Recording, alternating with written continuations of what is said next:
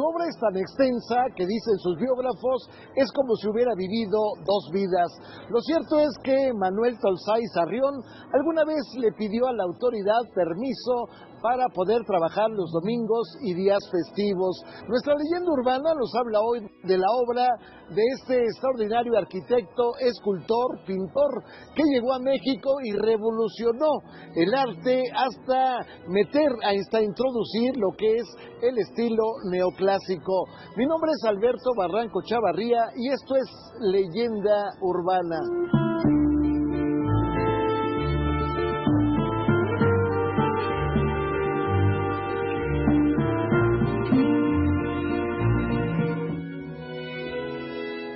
Y en este momento me encuentro en este majestuoso Palacio de Minería que está ubicado aquí en la Plaza Tolsá, acompañada de Francisco Hernández, quien es director de escena, director de teatro, y además escribiste esta obra dedicada a Tolsá, Tolsá entre dos mundos. ¿Por qué entre dos mundos?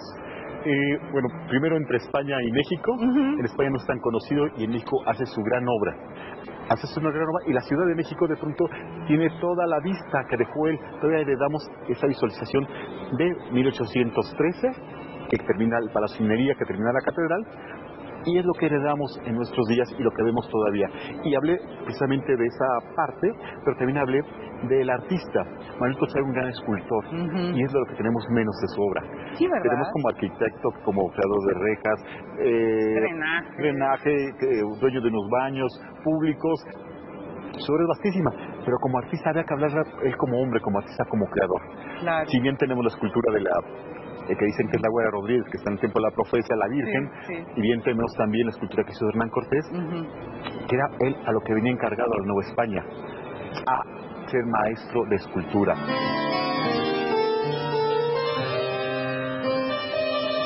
Nacido el 4 de mayo de 1757 en el poblado de Enguerra de la provincia de Valencia, Manuel Tolsá desde muy pequeño manifestó inclinación por la escultura y desde luego por el dibujo.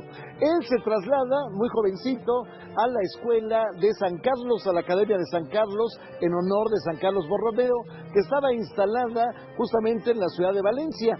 Posteriormente termina sus estudios en la Escuela de San Fernando de Artes Plásticas, allá en Madrid. Es nombrado por sus méritos justamente maestro de mérito de una y otra escuelas. Durante muchos años él se dedica justamente a la enseñanza de la escultura allá en la Escuela de Artes Plásticas de San Carlos, y de pronto le pide al rey de España que lo traslade a la Nueva España, en virtud de que él sabía justamente que había quedado vacante la plaza de director de escultura de la Academia de las Tres Nobles Artes de San Carlos Borromeo, de la Ciudad de México, que se había fundado en el año de 1883.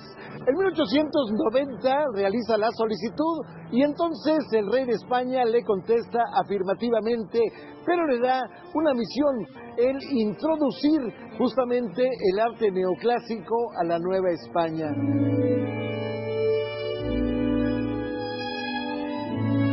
¿Cómo se ubicaba dentro de la sociedad en ese momento? Él tenía lo primero, que era español.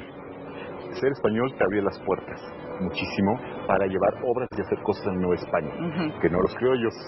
Entonces ser español, no tenía mucho dinero, su sueldo no era un sueldo de maestro, no era un sueldo de un gobernante o un gran artista, pero él empieza a abrir camino con estas obras, empieza a relacionarse con la sociedad de la Nueva España.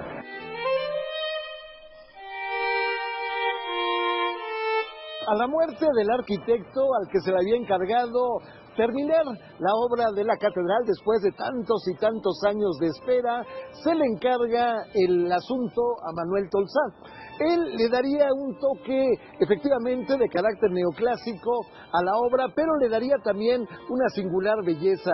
De pronto, en lo que es el frontón de la parte principal de la catedral, aparecerían las tres virtudes teologales: fe, esperanza y caridad, en una alegoría en la que está el reloj, que bueno, hasta la fecha resulta un remitente necesario, obligado para la Ciudad de México. Ahí está también en las torres una serie de conjuntos y de esculturas sueltas que le dan pues un toque distinto. Manuel Tolsá pues sería el hombre que le puso el punto final a las obras de la catedral y que finalmente permitió su apertura ya de lleno hacia un público que esperó tantas y tantas ocasiones para realizar un Te Deum solemne de inauguración.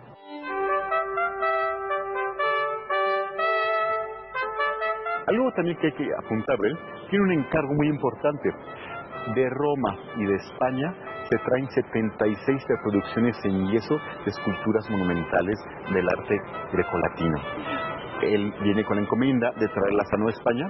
Llegan aquí, se restauran porque no hay que venir a pie de mula, traer esas esculturas desde Veracruz aquí, traer en barco, llegar aquí y él lo primero que piensa es que se hagan copias, que se reproduzcan para que el buen gusto de las personas de la nobleza, de la ciudad novohispana, se lleguen con estas imágenes y se les cree un gusto diferente al que estaban acostumbrados. Hay que recordar también que cuando llega Felipe V, es francés, se casa con una italiana, pues lo que buscan ellos es traer precisamente este concepto de lo neoclásico, de lo griego y lo latino, y trasladarlo a todos sus reinos. Nos llega a México y Tolsá está inscrito dentro de esta escuela del neoclásico. Por eso nuestra ciudad es muy neoclásica, es nuestra frase neoclásica.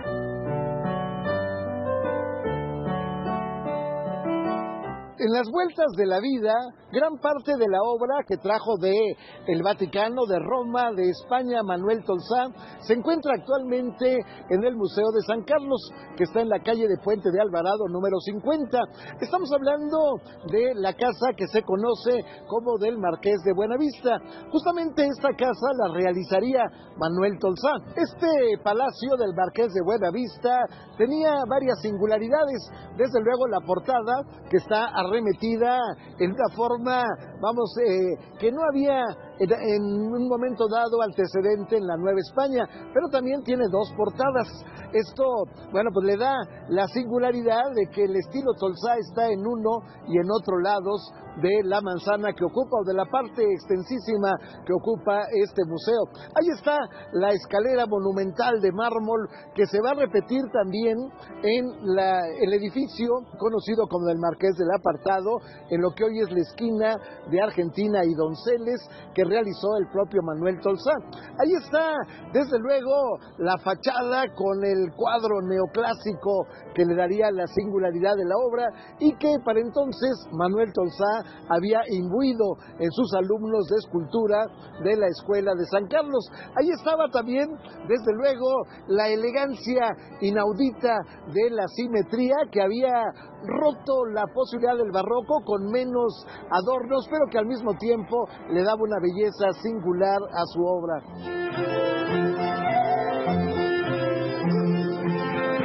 Muchas de las construcciones de los templos se están deteriorando, se están cayendo y empieza a haber un cambio impresionante en el interior de muchos templos al neoclásico, y a eso le toca mucho a Manuel Tolsá. Sí, Manuel Tolsá le toca de alguna manera destruir esta imagen de lo religioso exacerbado, churros barroco, y trae el neoclásico que es muy frío y que no nos sienta muy bien a los mexicanos. Pero bueno, ve uno el Palacio de Minería y uno se arroba ante tanto esplendor, pero no sucede lo mismo en los templos. El neoclásico es algo frío. El convento de Santo Domingo o San Fernando, hay que ver los retablos barrocos comparados con los que dejó Tolsá, y en verdad son dos mundos diferentes. Loreto también. Loreto también, que termina la Plaza de Loreto, tiene la misma Plaza de Loreto. El templo es neoclásico y no tienen esta misma... esto mismo que te hace llegar a Dios, diríamos así, por medio del barroco. Es un neoclásico muy, muy frío que rompe de alguna manera, con esa tradición cristiana del mayor arte para Dios.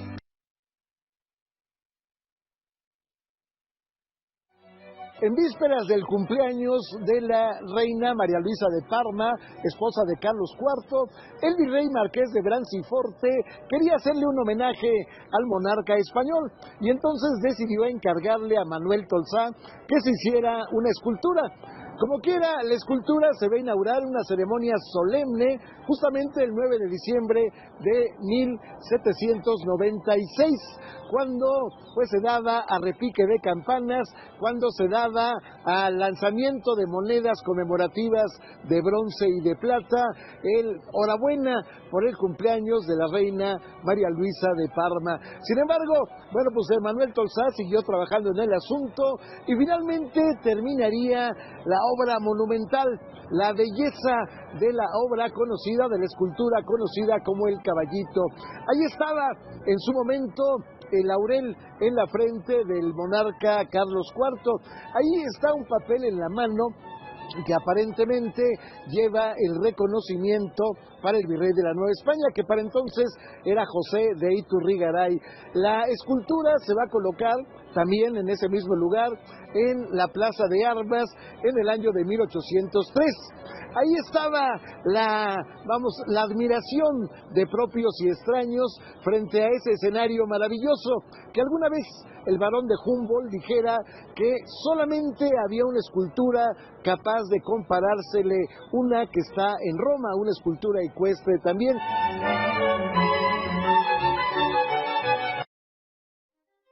Él era una persona muy dedicada a su trabajo, es más, él tenía su estudio al lado de lo que hoy conocemos como el Templo de Loreto, en la Plaza de Loreto, aquí en el centro, en lo que era, los conventos de San Gregorio.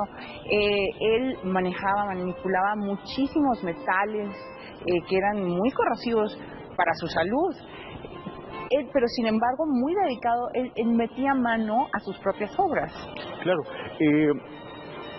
junto al templo, lo que era de la Compañía de Jesús, todo este edificio, San Pedro y San Pablo, San Gregorio y Loreto, que la Compañía de Jesús, en esta parte él crea su taller, su espacio de fundición, para fundir el caballito y fundir los cañones que le habían pedido. Él no sabía fundir cañones y explica también esto, pero el caballito, platicando precisamente con un escultor, hablábamos de la profundidad para sumergir el caballito bajo tierra. O sea, se tiene que hacer un gran agujero para ahí ir dirigiendo el metal y sucedían muchísimos accidentes. Accidentes en el momento de la fundición, se podía resbalar la carretilla, podían caer los ayudantes, quemarse, quemaduras extremas. Y el calor era tan intenso que muchas veces eso afectaba las vías respiratorias, afectaba la piel, todo. Hay muchos artistas que se están a fundibles y terminan con cáncer, ¿no? En esta parte. Tolsá pudo haber tenido algunas laceraciones, algunos problemas, quedó desdentado Manuel Tolsá. Dicen que murió de una úlcera, pero era un hombre muy, muy activo. Nosotros nos vamos a un corte comercial. Sigue aquí en Leyenda Urbana.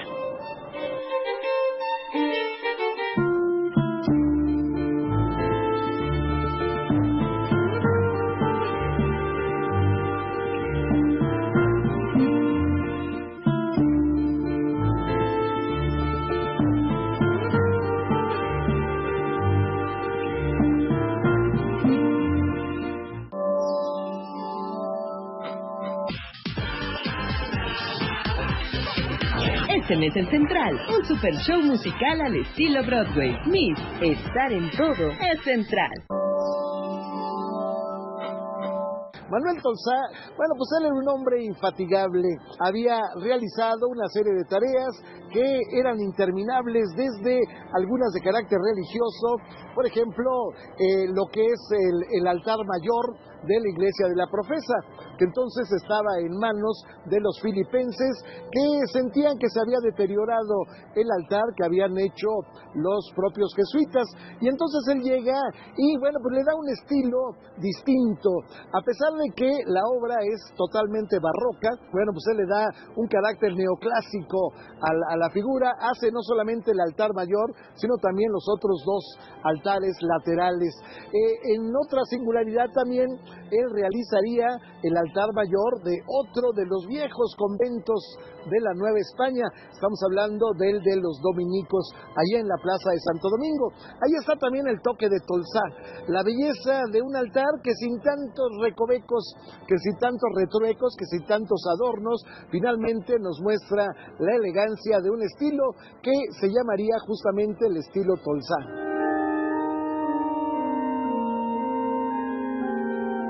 Cuéntame un poquito acerca de esta parte privada de este gran arquitecto. Bueno, Tolsá se cuenta que cuando llega a México está la anécdota de que él seguramente se casó en Veracruz con tal señora Quirón, y con la cual procreó 9 hijos. 9 hijos, o sea, sí. 9 hijos, de los cuales se le murieron pequeños 2 o 3 hijos a finales del siglo XVIII y principios del XIX. Y otros vivieron tanto que murieron hasta 1878, 1886. Hijos o sea, alcanzaron a vivir el porfiriato. Todo casi. el porfiriato. Ya, bueno, Juárez, las constituciones, 57, la intervención norteamericana, o sea, vivieron todo un periodo. Y hay familias Tolsá en México y hay familia Tolsá en Guadalajara. La rama se abrió y todavía hay descendientes.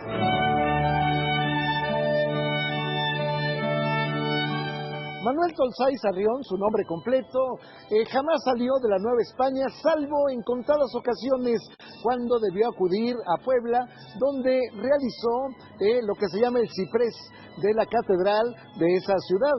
Ahí está el estilo Tolsá, aunque también dicen está en la obra de una maravillosa purísima que se encuentra en el altar mayor de ese lugar. Sin embargo, hay quien dice que en realidad esta escultura fue realizada por el también español Isidro Carnicero. El hecho es que posteriormente Manuel Tolsá realizaría una obra de la Purísima que se instalaría justamente en uno de los altares laterales de la iglesia de la Profesa. Dicen que la modelo de esa escultura, válgame Dios, la Inmaculada Concepción, había sido María Ignacia Rodríguez de Velasco y Osorio, la mujer de escándalo en la Nueva España, aquella que había sido amante, por ejemplo, de Iturbide, que había sido amante de Simón Bolívar, muy tempranito él, muy jovencito llegado a la Nueva España, que había sido amante del canónigo Beristáin de Sousa. Bueno, ahí está finalmente para comprobarlo la escultura. Sin embargo, la huella del arquitecto valenciano está en Guadalajara, ni más ni menos que en la construcción del Hospicio Cabañas, uno de los lugares emblemáticos de la capital del estado de Jalisco. Él realizó los planos para que se construyera esta inmensa, extraordinaria obra, y la construcción ya en lo físico la dirigiría el arquitecto José Gutiérrez. Pero bueno, ahí está la obra de Manuel Tolsá, como también está plasmada en este extraordinario palacio, el Palacio de Minería. Se considera que es la obra cumbre de Manuel Tolsá, que se realizaría en varios años, se terminaría hasta el de 1813.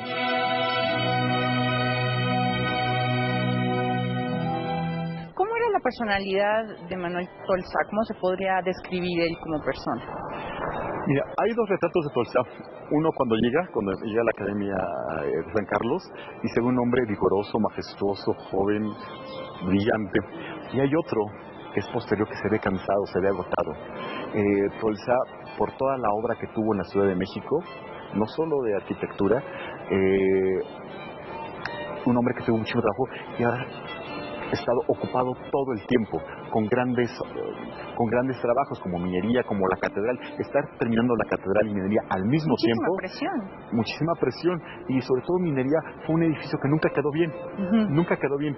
Siempre tenía inundaciones, tiene unas modificaciones impresionantes. Nosotros no lo vemos ahorita, pero metiéndose en la historia del Palacio de Minería, tiene muchísimas modificaciones desde sus inicios el mismo recinto. La catedral metropolitana, la solución arquitectónica que da visualmente, le da un equilibrio y una belleza suma. La cúpula que tiene, o sea, la cúpula de la catedral metropolitana, la cupulilla que está en la parte entre los 2 campanarios al fondo, le da un equilibrio visual. Las balaustradas, o sea, era un hombre muy creativo. cuando inaugura la estatua de Carlos IV, en 1799, se manda a hacer una plaza, que la plaza del Zócalo, se manda a poner balustradas todo alrededor. Y él manda a diseñar también la reja que entraba a esa plaza. O sea, Tolsá era un hombre creativo, un hombre con como un dinámico, ¿no? Dinámico y con muchísimo trabajo.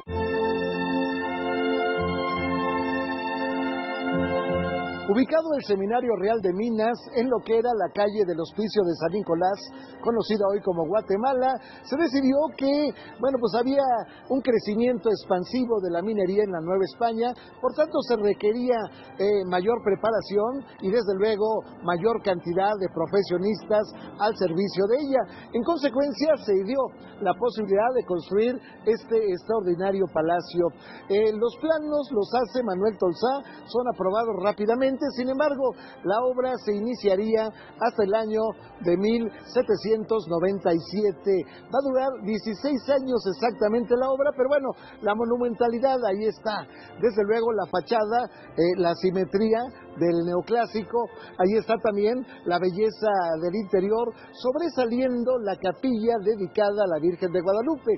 Ahí en la parte, digamos, de la cúpula está una obra mural de Rafael Jimeno, también español, que hace una alegoría de lo que es la aparición de la Virgen de Guadalupe. Este personaje, Rafael Jimeno y Planas, que es su nombre completo, le haría también el retrato que se conoce de Manuel Tolsá. Actualmente ese retrato está justamente aquí en el Palacio de Minería, en el museo dedicado a Tolsá.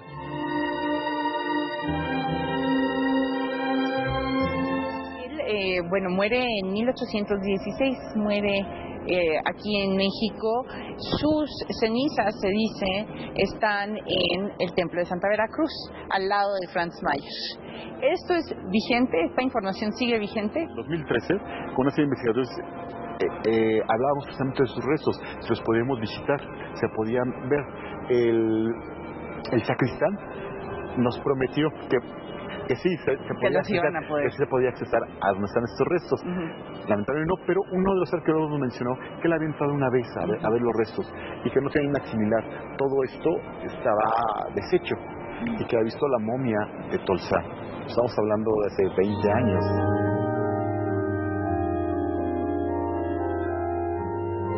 En el ala oriente del Palacio de Minería, alguna vez cuartel, alguna vez sede provisional de la Cámara de Diputados, alguna vez también codiciado por Maximiliano como Palacio Imperial, está un museo dedicado a la memoria de Manuel Tolsá. Ahí está su fe de bautizo, ahí están algunos de los bocetos que dejó de algunas de las obras escultóricas que realizó, están también planos y naturalmente está una reproducción en maqueta de lo que sería el Palacio de Minería. Allí están también dos esculturas pequeñas de la famosa El Caballito, la estatua de Carlos IV, la estatua ecuestre. Allí está también el retrato que le haría Rafael Jimeno. Allí está también todo lo que rodeaba el escenario de Manuel Tolsá como uno de los grandes catedráticos de la Escuela de las Tres Bellas Artes de San Carlos.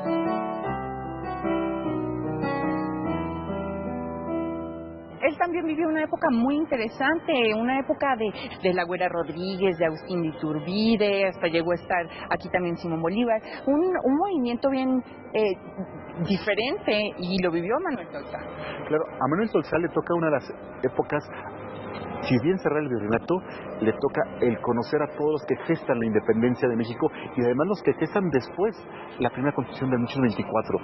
Carlos María de Bustamante, Fray Servando Teresa de Mier, se dice que Miguel Hidalgo y Costilla vino a Ciudad de México y conocía a la Güera Rodríguez, que la Güera Rodríguez apoyó el movimiento de independencia, y todos esos personajes se reunían. Agustín de Iturbide se reunían y tenían sus tertulias, tenían sus reuniones en la casa. Cuando llega Simón Bolívar a la Ciudad de México, es recibido en casa de la hermana de la Güera Rodríguez. Esta casa estaba ubicada en la calle de Uruguay y Bolívar.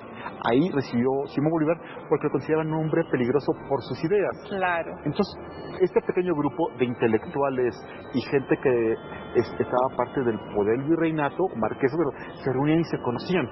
Tolsá debe haber conocido también, por supuesto, al barón de Humboldt, un hombre de ciencia. Claro. Igual a Simón Bolívar. Se reunían, le tocó una época muy, muy rica. Y bueno, él y después le toca combatir a quienes había conocido. Se van a hacer los cañones.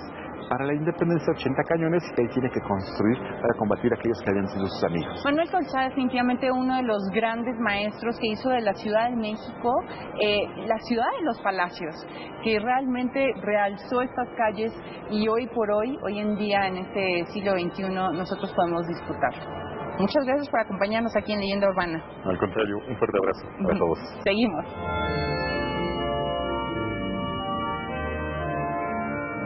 En su larga historia, el caballito se ha salvado de muchas vicisitudes. Por ejemplo, el momento en que sale de la huerta del Colegio de San Pedro y San Pablo para llegar a la Plaza de la Constitución.